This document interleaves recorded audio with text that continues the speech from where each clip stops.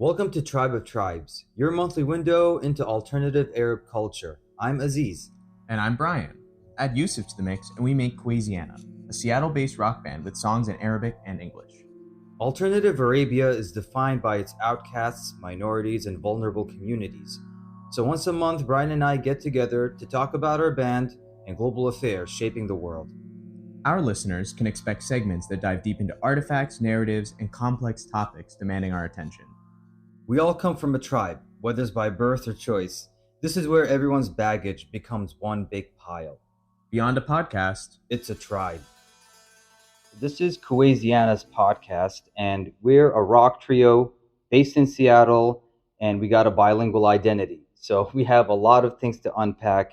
We're really trying to embrace a measured, secular analysis of a fast changing world. There's a lot of themes and ideas that underpin our songs. And so we're excited to be using this space and sharing it with you to unpack some of these thoughts and analysis. And we really believe in the power of music being a universal language, as cliche as that sounds. My partner here, Brian, is Gen Zer. I'm a proud Gen Xer. And we invite you to join our conversations every month as we're growing a more porous Khariji alternative Arab community that welcomes multiculturalism and is inclusive. Brian, would you like to introduce yourself? I'm Brian. I play the bass, as Aziz mentioned. I grew up in Utah and grew up Mormon, so I have that kind of white privileged culture to add to the mix. I'm also vegan, so extra privilege there. No, but I'm vegan. I believe animal rights and all that stuff. So you'll hear me talk kind of about that and other beliefs on self determination and where that extends and kind of where the limits of that are. I moved to Seattle like right after Aziz, kind of the same time as Yusuf, and we all met up and we've been playing shows and learning together for sure. Yeah, it's been a very interesting experience. Like the way that we structured the chaos, the way that we just kind of rallied around a lot of similar ideas. Like I remember when I was first meeting Yusuf that they had a very robust like YouTube channel going. And one of the things that got me very excited about working with musicians in Seattle is just the level of digital literacy. And for you, Brian, you were born into the internet and digital age, so um, it's kind of like almost like water that you breathe, or air that you breathe, rather. Yeah. Water you don't breathe. Yeah. Yes, But it is the water I swim in and the air I breathe. Yeah. But we started this podcast to really build community with you all. We are really focused on distilling larger themes, some of the things that are underpinning our music, and it helps us to talk through it. It helps us to share some of these ideas with you and hear your feedback. And who knows, maybe in future episodes we'll have people voting on Patreon for topics and things like that. But for now, it's a little bit of a experiment slash venting session. So thank you for joining us. Besides this first episode, will be thematic and kind of relating to our music and like how certain topics maybe have impacted us writing music, not only in this band but just in general. It will mostly be focusing on the lens of a musician's view on these things, but I don't think we're going to be. It's not like a in the weeds music podcast. Yes, exactly. And so with that, I would love to talk about our EP, which we released in October of last year. That was kind of our first release together. And Brian, I don't know how you felt about it, but for me, it was a massive big circle coming around, especially on tracks like Gentrification and Chub. Those were songs that were really sitting on the shelf for longer than they should have. And I was really impressed by the, I guess, cultural feedback that we got into that, including Chub, getting its airtime on Netflix in the Middle East. Yeah, number 2 movie at one point At one point, in Kuwait, which is pretty cool. yeah. I mean, I don't know anyone else who can say that. But yeah, I thought Mishrif was really cool. I mean, it was my first time being an audio, like being a recording engineer. I tracked all the guitar and bass and helped Yusuf track the drums. We tracked the vocals and everything else at a local studio, Orbit Audio. Mhm. Shout out to Robbie.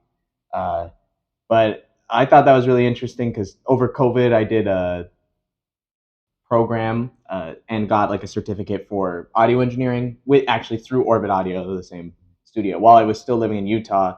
So it was really nice to kind of the Mischief EP was a good way to use those skills as well as like playing the bass and the musical creative output that way as well. So I feel like Mischief was a really good way for me to utilize both those skill sets and both sides of my brain in that way. Yeah, yeah.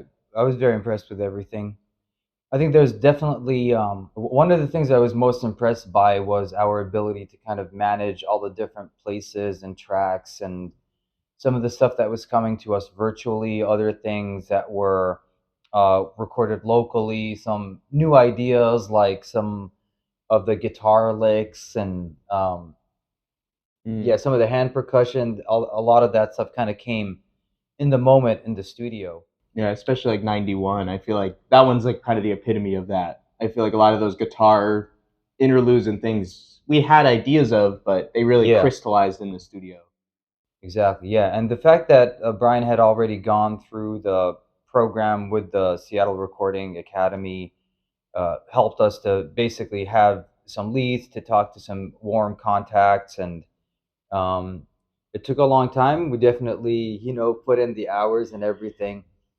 But yeah, in terms of capping off the project, coming up with the album cover was a very interesting exercise because Coesiana's identity was really grounded in illustration and comic and graphic novel kind of ideas.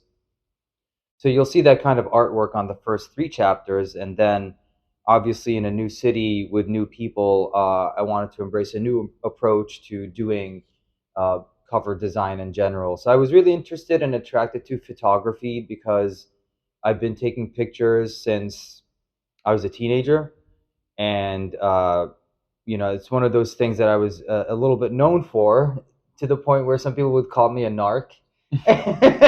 When I was going to like fraternity and sorority parties, I would just bring a camera along, or gosh, so many experiences in South Lebanon. I would remember like wandering around with my DSLR and kind of like being questioned over like what I was taking pictures of and stuff.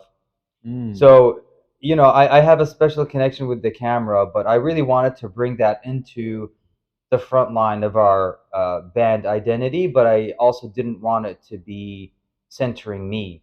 I got this idea of, yeah, just like either Brian or Yusuf shaking their hair in a very rock and roll kind of like way, and we all felt that Yusuf would be the best suited because of what they represent, and also how beautiful their hair is. Yeah. So we got that shoot down with Rachel Bennett, who's taken pictures of so many different bands in Seattle. So did a photo shoot with her, got that picture, and basically what you see in the Mishrif EP is two images juxtaposed against each other. One of them from that photo shoot, and then the other one is coming from my hometown of Mishrif, which is where the album name comes from. Mhm. So you say it like Mishrif, and it was a huge release for me to be able to put out an EP like this, with just like, yeah, everything just felt very, very right about it. And I think kind of alluded to it, not intentionally, but with the gentrification album cover has the sign that says "Welcome to Mishrif," and I feel like we didn't necessarily know that like the next album cover would literally have like a road that you walked on That's true. but it ended up being really thematically appropriate that like Yeah, the single cover was "Welcome to Mishrif," and then the album Mishrif is here, and uh, a picture of Mishrif is there. So I thought that was cool. yeah, it's very subtle, but I think part of the reason that I probably chose that photo was because it was actually from Mishrif. But then another huge part of the reason is just compositionally. Mm-hmm. It's like, it's very nice depth of field. And it looks like a generic street, really. It could be in Russia, it could be in any country in the world.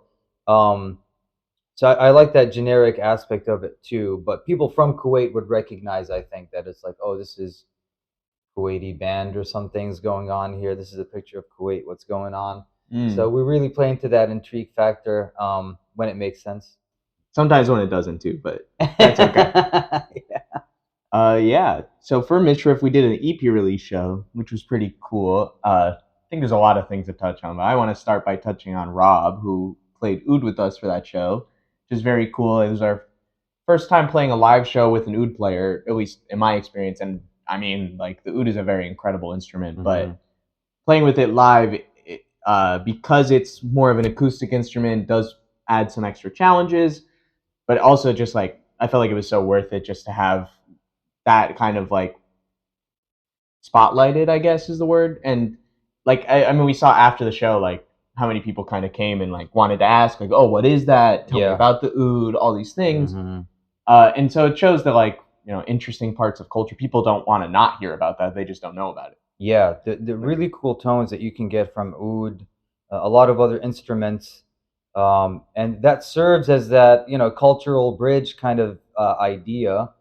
But at the same time, you know, the way that we're framing the oud, the context of it is very unfamiliar to people.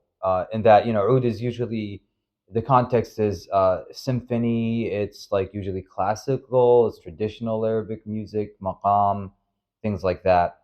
So to have Rob sit in with us for, you know, whatever it was, 3 songs or something, and some of them are really intense, aggressive rock songs. Others are like more unplugged, acoustic kind of experiences.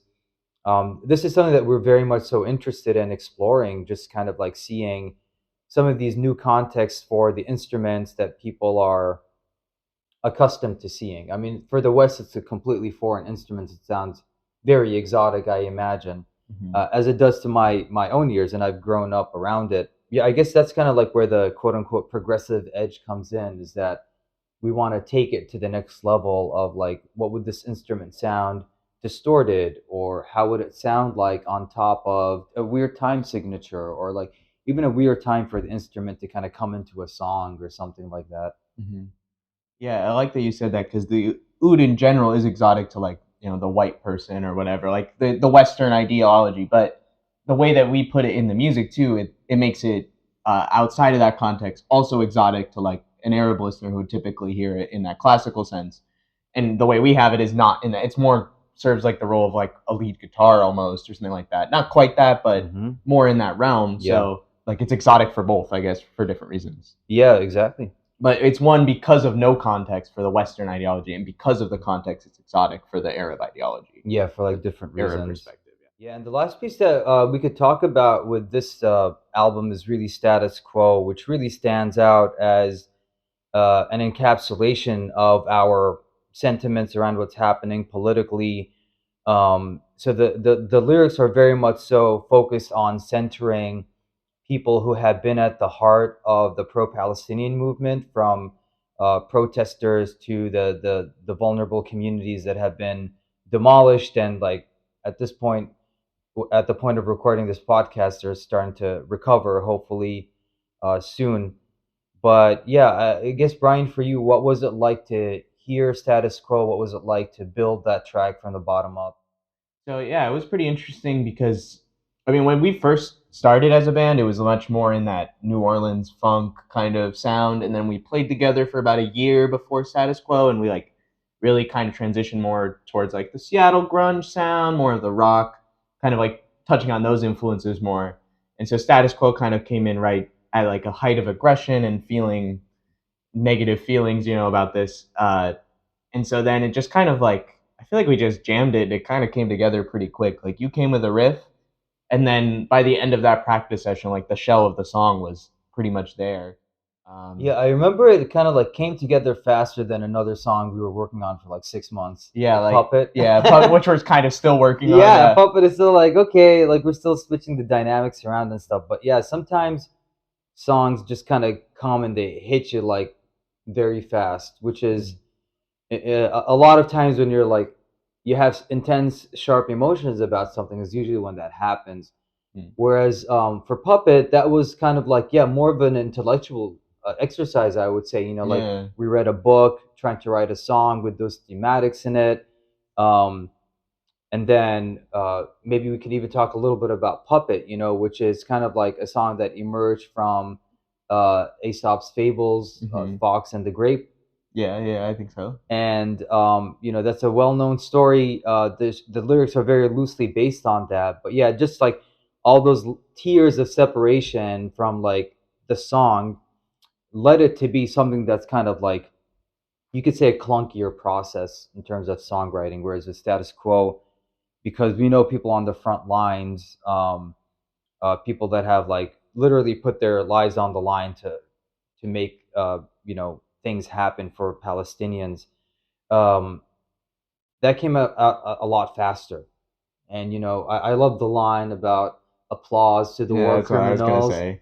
Oh my God. Because like that's at least for me brings up the imagery directly of like Netanyahu coming to Congress and like Yeah, that. Like I see it it's every time I hear directly. it. Like I mean, most of the lyrics in that song, like protesters stopping traffic, like that happened here in Seattle. Like I know you at least drove through Yeah, it when it was on my happening. way to the office, protested. That was Yeah. something that my that one of like the senior executives was complaining about. Interesting. I didn't know that part. Yeah, they're like, "Oh, it's so insensitive for them to be protesting." I'm just like, dude, do you know how many people died? Like, Yeah. people protest in the U.S. for one person dying, Yeah. and you have like a whole mass community being displaced, and you're like, oh, I don't know, it's so Well, insensitive for them. typically the outrage it is tenfold for that of like a person of their same skin color being killed. And Yeah, I don't think that only applies to white people, but that's what I've experienced and yeah. that's the perspective I can give on that. Mm-hmm. Mm-hmm. But yeah, so some of the imagery that we put in Status Quo was just, it felt like it just kind of like a huge, like, I'm gonna keep saying this word release, because yeah, these are things that we hold in our bodies, and it adds tension, and you don't know where to put them. You just kind of like, you put it in the comments on someone's post, or you say it in a phone conversation, or but then when you're able to like, firstly, there was another line before you come up with like applause to the war criminals, brush it off, business as usual. That's kind of like the couplet for that to like come together, for it to like snap together.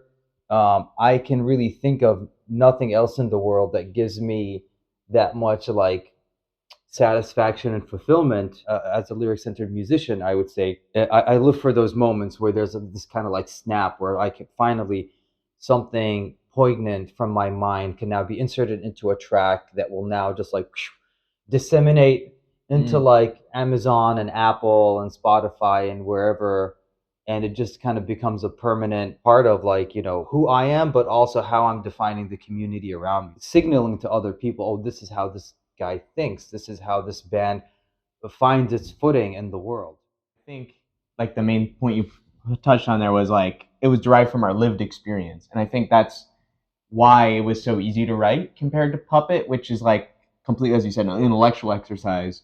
Which like still I like that song, but Status Quo like is very much raw and emotional, and it's like Yeah, it touches on that other side of musicality where it's just kind of like expression and purely that. And yeah. the lyrics kind of came after, they were in flux. Mm-hmm. But like as we saw these images, the lyrics kind of just came in. Like Yes. the Aurora Borealis, that Yeah. lyric didn't come in until we went and we saw the Aurora Borealis. Yeah. Like things like that. Like it's very interesting. Like watching this song develop. Like I mean, the original lyric was not all you know is the status quo. It was Yeah. Old Joe is the status quo. Old Joe is just a status quo. Because we wanted to be like, well, fuck Biden, because he's supporting all of this.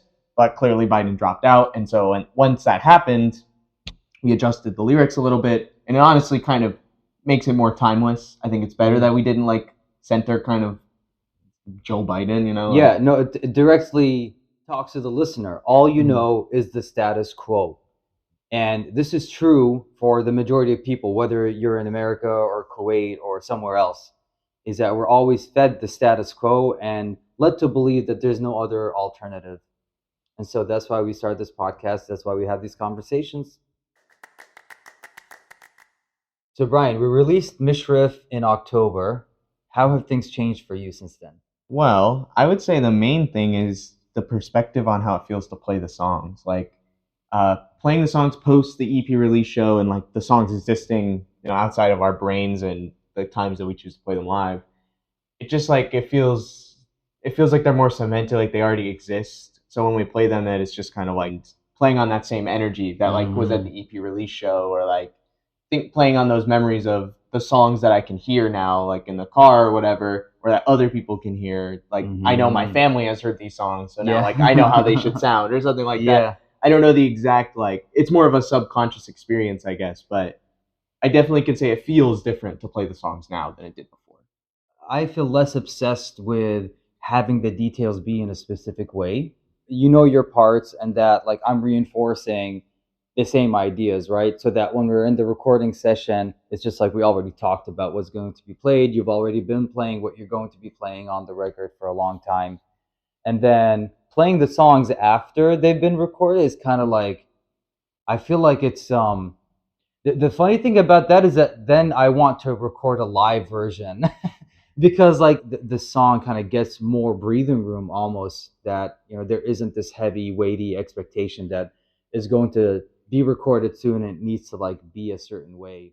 Yeah, it has to be cemented so that when we record it, it's not like this question of each other, like that the song's in flux. Like we all know what is expected. But then also after it's cemented, Mm. allowing it to like Yeah, that's what de-cement I was gonna say. Like the pressure is now kind of off in that way. Like I know I've kind of spread out like vocally more on like Status Quo or Chubb. Like yeah, I did things I wouldn't have done before recording. Just like I wouldn't have thought of doing those things. I yeah, was more thinking intricately about the bass part or yeah, whatever it was. yeah. But so something about the recording process, which maybe was defining the details and all of that more so than like the actual release of it, Mm. that has kind of freed up some of my mental capacity to like experiment. Yeah, for me, the biggest thing in terms of what happened or transpired after releasing the EP is really just being able to go back to Kuwait and see all these people that I basically only interact with through Instagram. And now, they've seen gentrification. They've kind of like seen this kind of very intentional shift that the band has undergone. And many of these people have like seen me as like a solo folk rock artist who then did a big band rock thing, who is now doing this. And they've seen me do all those things without, let's say much success. Mm-hmm. So, the numbers and the analytics this past were significantly different than the numbers I was able to achieve in previous releases. I think there's a real clarity of vision in terms of Mishrif as a recorded product. I think that the way that I'm able to be through through you as well as Yusuf is a lot more kind of like in that vein of like I'm not trying to put on any kind of like facade. If anything, I'm like trying to really strip things down so that now finally people can see my angst, they can see my trauma, they can see my way of thinking about the world, simultaneously also enabling that expression for you and Yusuf. Mm-hmm. And you all kind of like have different components of what you all need as a musician. And actually being in a band like Louisiana is like, that's a sub component of this kind of like larger um, life that you lead. A big part of the release was also for me to like, we were doing this so much planning. Like if you look back on the Trello boards and the mood boards and the different phone calls and virtual whatevers and things that were about to happen and fell through, like to have all of that cemented, we're now finally in a stage where it's kind of like we have only loose plans. So, Mm-hmm. really December and January were about us sitting together and thinking like, okay, now that we've like done the thing that we set out to do, like what do we want to do next? How do we improve the shows? How do we improve the content? How do we improve our chemistry? What do we want out of the band? Like, I feel like that kind of structured engagement, I've essentially never had that. Mm. So I feel like that's really uh, part of what's driving a lot of this kind of like, even our ability to sit down and like do a podcast. It's like Yeah. it's premised on the fact that like we're practicing, we know the material, we get along, blah blah Mhm. blah.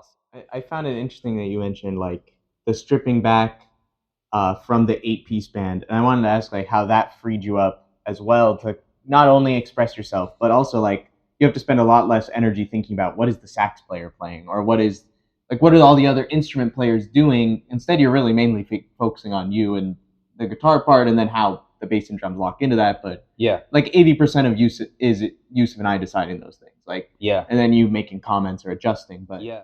You have to take into account that the musicians I was playing with in New Orleans were significantly better than me as musicians. More often than not, the dynamic was like, what do they feel? And then they give us the feeling. And then there's a little bit of adjustment. But really, there was a little bit of reservation in terms of the band's culture as an eight piece that, like, let's not get into this giving each other feedback so much, especially if it's like the horn players. mm, Um, so there was a little bit of room with like some of the other musicians, but I would say with the horn players, it was very much so like we all kind of respected them and just they were also going to do whatever they want to do. Like even if I told them a line or something, chances are they would do their own thing, which then I would over time believe that it's actually better than my mm, initial idea. But to go back to your question, what this did for me is essentially it opened up a whole new space for me to occupy in the music. Whereas before there was horns and all kinds of stuff going on, now I was forced to solo to fill the space in some unique, self expressive manner. So this has really put the pressure on me, I would say, to just have a stronger practice regimen to really think about uh, practicing in a more mindful way, including looking at books like the music lessons and other ones that mhm. help you to think through like what am I doing when I'm sitting down to practice, because breaking through to becoming kind of transitioning from being a rhythm guitarist to being a solo capable person has been, I would say, like 20 plus year journey for me. And being in this band as a trio is now enabling me to really step into that role more. It's definitely pushed me, like, as a bass player as well, to like extend out. Like, I'm not just playing the root note of your chord, but I'm also playing like somewhat of a line or something that plays off of either the drums or the guitar. Like in rock, typically the bass can be really boring, but I think because we have those backgrounds, we don't want to hear that. And I think Yusuf as well, like, doesn't want to hear a boring bass. They love math rock and all these other things, Yeah. and they also play really interesting parts. Like their fills are intricate, or they're like in 91, like that kind of like break part for me is kind of like indicative of the song. Like Mm. now that it's there, I couldn't hear the song without it. Well, we just played a show at Lucky Liquor here in Seattle that was fantastic, I would say. It was probably our first time playing to like a younger Gen Z crowd. Mhm. It felt very vindicated because we've been playing like these, like, dive bars and like all the other venues, which are cool, but to finally play a venue where like the crowd wanted to like mosh and dance and like really be part of the music in the moment, like it was different than people like standing with their hands clapped and applauding after. Yeah. Like that still feels great, but it feels so much better when every time you hit a note, like people are moving and you feel like you're making that impact on the Yeah. crowd. After that, I played two shows with the System of a Down band where Mm. I got to feel that like way in a way Rush. different context Yeah. though, and it feels just odd almost to play someone else's music and have that happen Yeah. right after having that happen with like a creative pure expression. It almost feels kind of like dirty almost. I'm not saying I don't enjoy making money from playing in a System of a Down tribute band at all. Like I definitely enjoy that. Like I like System of a Down, but there is still part of me that's like, they're not here for me, right? They're here to play in on the nostalgia of the songs they've listened to hundreds of times or the band they've seen live a couple of times, and that's okay. Like that's why I'm here fulfilling that role. Yeah. But at the same time, it doesn't fulfill me. I connect with that very strongly because people always ask me like, why did you leave Kuwait? Things are so good. Like, why did you leave? And the thing that I go constantly go back to is the fact that, well, people can't stand up and enjoy the music there. If you Mm. go to a Sting concert, Gypsy Kings, or whoever goes there, this is what seated society is. Like in Wasta, the top of the song, it says, Seated society says this boy is boring us to death.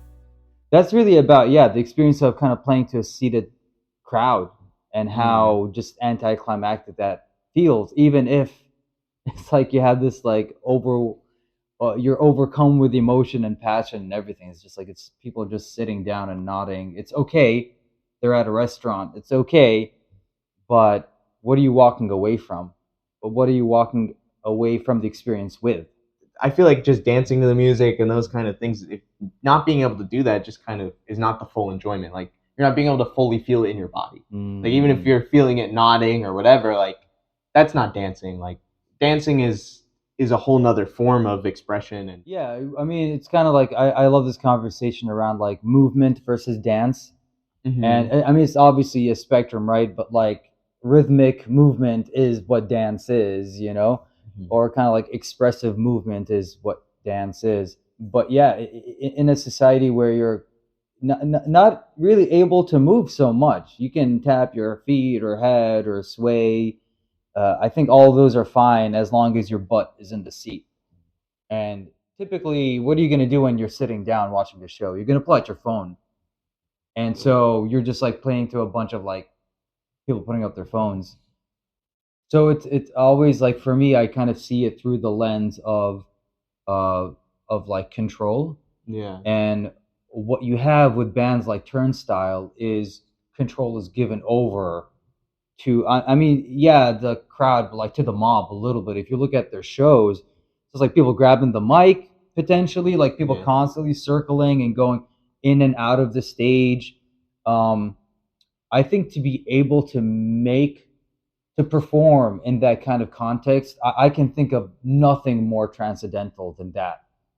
Just like all, I don't know. I think for me, that is like the ultimate expression of, I guess, like artistic expression, or like the punk rock soul or something is kind of like in that context. If you're just gonna put it in a cleaned up auditorium, yeah. Turnstile in Kuwait would be a pretty lame show. Is the point you're trying to make?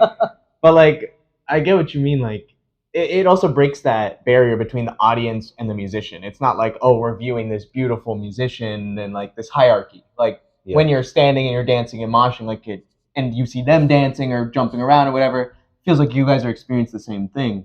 But I could see where either being in a seated crowd or playing to a seated crowd would still very much feel separated. Because like when we played Royal Room, for example, that felt really weird for me. Like, not only were we playing on a bill that we should not have been on as like a grunge band, but also like just playing to a crowd of seated people in like a nice restaurant, and we're like, I'm headbanging and like we're shouting and things like that. It feels disingenuous almost when the people aren't like even react, like they reacted, but you know what I mean? It wasn't. Yeah. Oh. Context is so important, and I think that's definitely something that we've been more focused on now. The shows that we're embracing are ones. Firstly, we're kind of like vetting the bands more thoroughly just to make sure that they line up with our sound. And a lot of times, sometimes they line up with their sound, but the work ethic isn't there. And sometimes it's the other way. They have really good work ethic, but the sound is not aligned, and that's also a problem.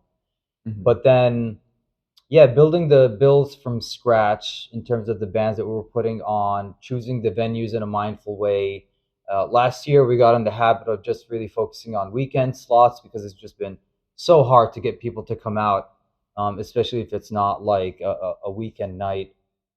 You know, we realized how important it was to play with the context, because now when we play with bands that sound similar to us, we attract crowds that are going to enjoy our music, not crowds who are going to want to stand or crowds who are going to want to just like watch idly. But now instead the goal is to get crowds that want to dance, or crowds that, you know, we sound like they know what to expect because they know three of the bands, they don't know us, but we all sound not similar but exist in the same realm. Yeah. Then it's more of a cohesive show, so it's just a better experience for the audience as well.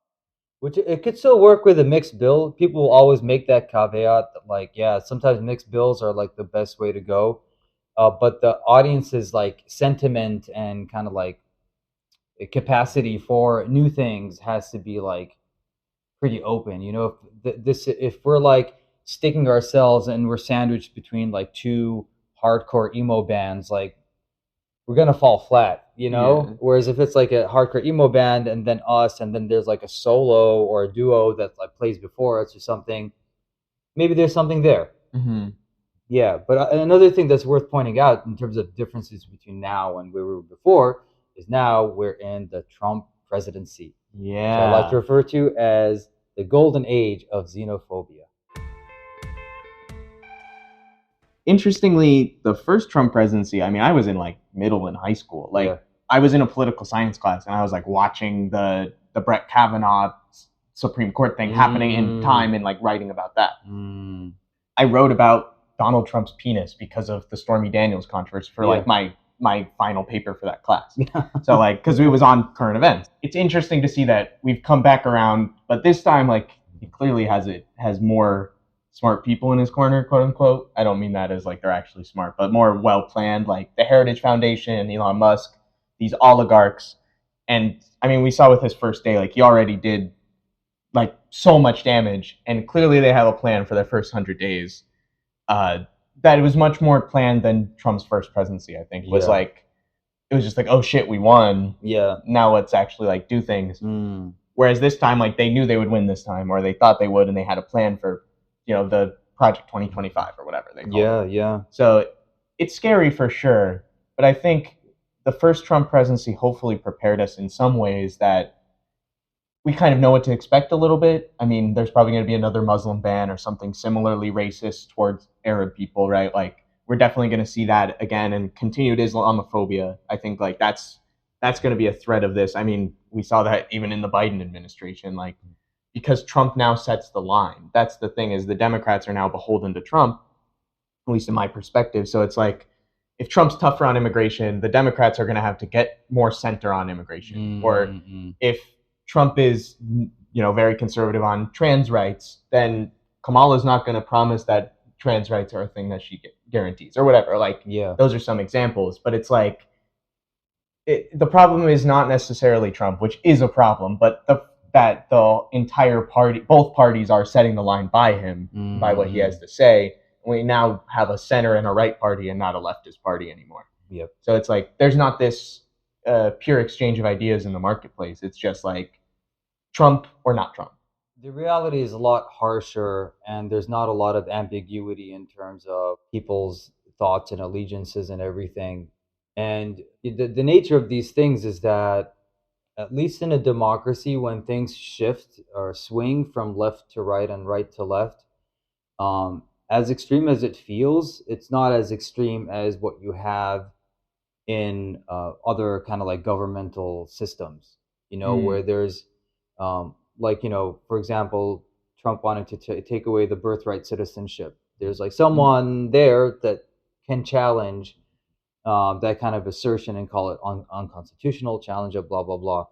Whereas a lot of other places in the world where, the head of the state says something, is just kind of like you have to go along with it. Yeah, there's not checks and balances. There's no checks and balances. And I think, the biggest fear is really that is the type of system that the US is drifting towards. But there's no question at all that like everyone's coming to just like kiss Trump's feet and like be the first to like congratulate him, and all the xenophobic cultures, all the like alt-right people in all their varieties and demented ideas are now encouraged to kind of pursue this line of thought. We don't necessarily have any like glimmer of hope between now until the next 4 years, maybe. Like I mean, a lot, maybe. But yeah, I think a lot of people just kind of feel like it's just kind of gone at this point, in the sense that we've kind of like reached the point of no return. The first presidency was damaging.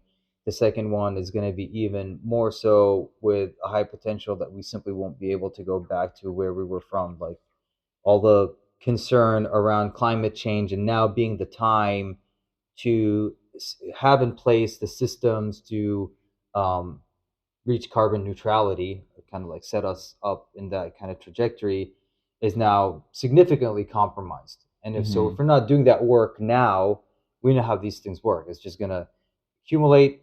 You try to do things 10 years from now, 5 years from now, it might be that window is simply gone. And we will now need to look at a new set of scenarios, none of which present a scenario where we're not like actively burning the planet. You mean both literally and metaphorically? Because like I would say that like we also are literally like burning trash and stuff like that for energy reclamation, but also like we're destroying like culture and things like that, and like war is also like the destruction and burning of the planet, but then also like wildfires that are being caused by climate change. Like disasters put pressure on public opinion and thought. What I am seeing is more sweeping big gestures that just kind of like erode away everything in like a very intense way, and then things are reconfigured so that the people have no way of recovering from that injustice.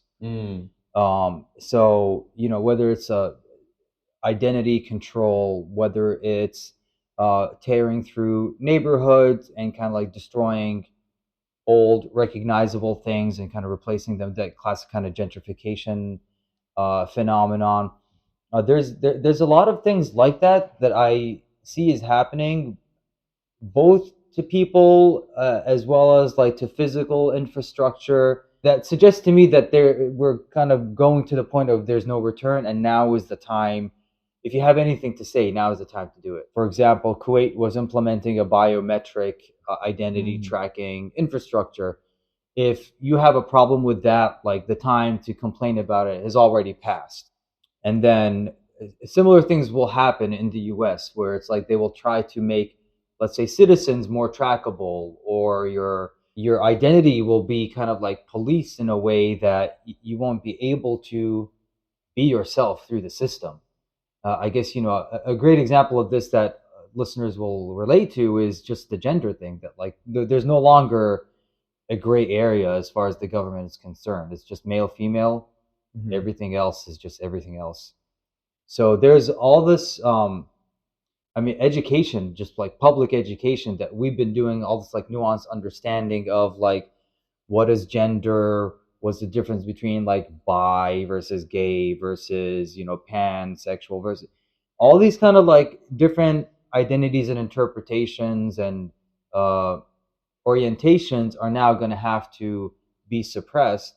Identity and sexuality don't matter. It's just like, what sex were you born with? You have a penis or a vagina, basically. Like that's all they want it to be now. Like, yeah, not about how you feel. Which feelings are like, cultural feelings are things that have accumulated over time. So for you to come in and say like, no, there's only two, it's like someone coming in and saying, instead of having like 32 flavors of ice cream, you can only have vanilla or chocolate. Mm-hmm. Which one do you want? Which one's your favorite? And like in your mind, you're just like, oh man, I really like the salted caramel with like the whatever in it.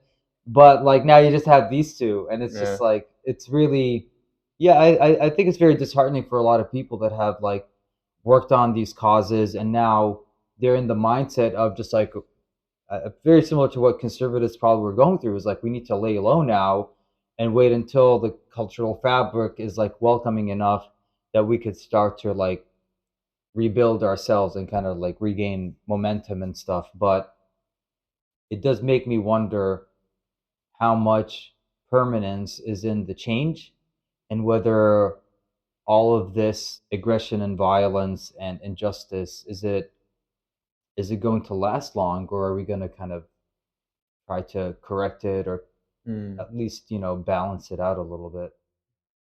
And like, will there be like a similar situation where Trump begets like a really leftist politician after him, because that's like what the fringes of society want, like kind of how Obama begat Trump almost, like obviously not directly, but like the racists came out in stride after Obama to vote for Trump. Like that's kind of just what it seems like happened. Mm-hmm. And so like, and Biden was definitely not the like Trump reaction progressive politician we wanted, and I don't think Kamala was either. Yeah, I think she just didn't end up being that for a lot of people. So like, are after this Trump presidency, assuming there is another election, like, are we going to have a progressive push? I guess that's still to be seen. Yeah. Looking back on Cueziana's catalog, I remember that the first political song that I wrote was The Journalist. After that came Virgin, which has a lot of those military industrial complex themes and concepts in it, like symbols in it, including the VR headset. I was very sensitive to that even before Trump was in office. And then once Trump was in office, that's when Orange Clan was written. And that song is kind of inspired by the plea of the refugees, really, and all these mass deportations that were happening, in the last term, and is happening in this term as well. And it's just kind of, there's a sense of helplessness that warranted a song to be born. So I see a lot of songs that are kind of in reaction to things that we're seeing. And what's happened with status quo is that there's a little bit of an inversion where it's more like I'm getting out in front of things and kind of like making a statement that's more provocative and outward facing. You know, I just feel more set in my understanding of like what's right and wrong, and then it's less about just describing what is happening and more about kind of like the tonality of like saying it in a snarky way or saying it in a poetic inspiring way. There's all of these kinds of ways that you can go about to have a message kind of come across, especially when it's a political message. But there's, I mean, creating under Trump is, I wouldn't wish it on anyone. It gives you a lot of material, but it's also very demoralizing. But then there's also, yeah, this desire to connect with others, and you don't want it to be this kind of like superficial talk about the weather type of conversation. Don't like talking about like the weather or small talk conversations. But it's interesting you say that you challenge that. Like I find that a struggle, and I don't have like people don't necessarily have the same preconceived notions of me in the same way. Like not to be weird, I guess, but like most of the time when people probably think Arab, they think like terrorism or Islam or like 9/11. Like that's the American Western philosophy. Like not that that's right, but that's I mean that was my first thought. Like I'm not gonna like before I became a little more educated, like that was my association, right? Like I knew a little bit about Islam from world religions class and things like that. But like to say I truly understood that like, oh, people that live in another culture are the same as other people. Like they're people. Like I may have understood that they're all people, but then like you start to see them as more than just the images you've been fed and the version of them that you believe. So but then like a person like you who's very progressive, right? Or like, in a rock band even, like that is, that challenges their worldview. And that first thing is usually like can be the start of like them starting to dissolve their world and be like, oh, if that's not true, then what else is not true? Yeah. And so that's, I think another place that the music this band has is that's really important is it can be that branching off point. And I hope it is for people to start to think deeper about the way that they view the world and themselves. Like, that's what it was for me. Like, I've started to think so much more. I mean, I don't think of them as foreign now. You know what I mean? They're just like people under a border that someone else has decided. Like, but at that point, they were just like they were separated. You know what I mean? They're like less than something. Yeah, I don't want to say it like that, but that probably was how I felt. Yeah. Like, well, I mean, it's not too dissimilar from like the way that Kuwaitis would talk about Americans, or any of these groups kind of like see it's a process of othering that we all undergo. But what I would like to say is this, that most of the time when you meet someone from a foreign culture, they're not really trying to mess with your worldview of how you're seeing them. I don't think they should, but I think the interaction. Yeah, I think for the most part they shouldn't. They don't really like go there. But for me, I want them to know that like, listen, there's people that look like me that like just celebrate their culture and they just want you to know the positive things about their culture. But I'm the Arab that you're going to meet that's going to talk about the good and the bad. And so I'm not there to like celebrate and I'll put my culture on a pedestal or anything. I think someone maybe who has a culture that is like progressing and making a lot of like improvements in the world, maybe they can have something like that where they're like proud and they want to like share, and a little bit of a propaganda machine.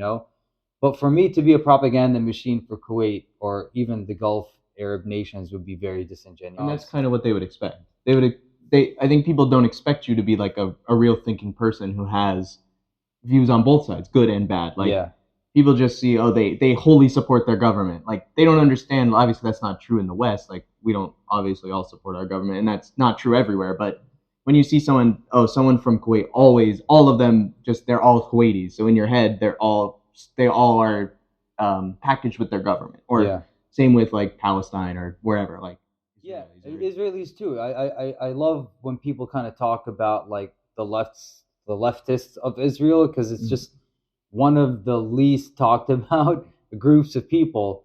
And they have a lot of good ideas, but then you also see just like how much their own media and their own people like just try to hide it. Like, no, it's not part of who we are. It's not what we do. So they like the democratic, open society, kind of like from that vantage point, it's nice. But then when it comes down to the analysis of like what the state is doing, kind of like let's take a step back and rethink what we're doing here, blah blah blah. You see such a disregard and animosity towards these people that is actually very. It kind of mirrors what you would expect from a Middle Eastern country, for better or worse. Usually for worse. Well, I think that gives you a good idea of like kind of the sort of ideas we're going to talk about. So I think we'll really quickly go over the segments and then we'll end this podcast. So in the future, we have some segments that'll kind of be part of our conversation, kind of flow in and out. So we have a couple. Mainly, they're going to be to share artifacts that we've collected or. So what do you mean by artifacts? Artifact really means a lot of things. For me, like it means like books, but it could also mean like a YouTube video or a movie or a social media post even, or it can really mean anything, I guess. Like it can even be an experience, could be an artifact. Like I'm sure that you could tell a story and that could be your artifact to branch off a conversation. I like that. So I think it's not like this like museum idea of an artifact. Yeah. So yeah. So the first one that I kind of will be heading is called the book circle. So basically whatever our topic is, I'll kind of be referencing a book I've read and then we'll kind of be talking about that, how it relates to the conversation. We have a segment on Kuwaiti lore. So this is something that you will see in our socials as well. But we're really looking to open Kuwaiti culture and people's understanding of Arab cultures in general. So this is a segment that I will be leading, but Brian will be asking me questions to kind of understand life in Kuwait as well as other parts of the Middle East that I'm more familiar with. Asking some of the harder, maybe the questions that like the good and the bad. And then we'll have one that's kind of song bits, which we'll talk kind of like we did today, a little bit more about specifically a song we've written. It could even be about someone else's song. True. And then we'll talk about that a little bit, highlight specific lyrics or stories about writing the song that we have memories of. Maybe even show a little bit of the song or play a little clip for you. Yeah, and then the last segment to close out our podcast here is the Arabic word of the day. Mm-hmm. So we're looking to help you be more well versed in the Arabic language, just to know a couple of fun words. Maybe some of them will be cuss words, some of them will just be simple fruits and ideas, concepts that are just important for us to be discussing. So looking forward to expanding your knowledge in that direction. Thank you for listening. And we've been Kuwaisiana. And give us an Arabic word to say goodbye. You can say salam, just the same way that you have aloha as hello and goodbye in Hawaii. You can say salam. Salam? Yeah. Okay. For hello or goodbye. Okay. The full phrase is salam alaikum. Yeah, I've heard that. Okay, so yeah. All right, thanks for listening. We'll catch you next time.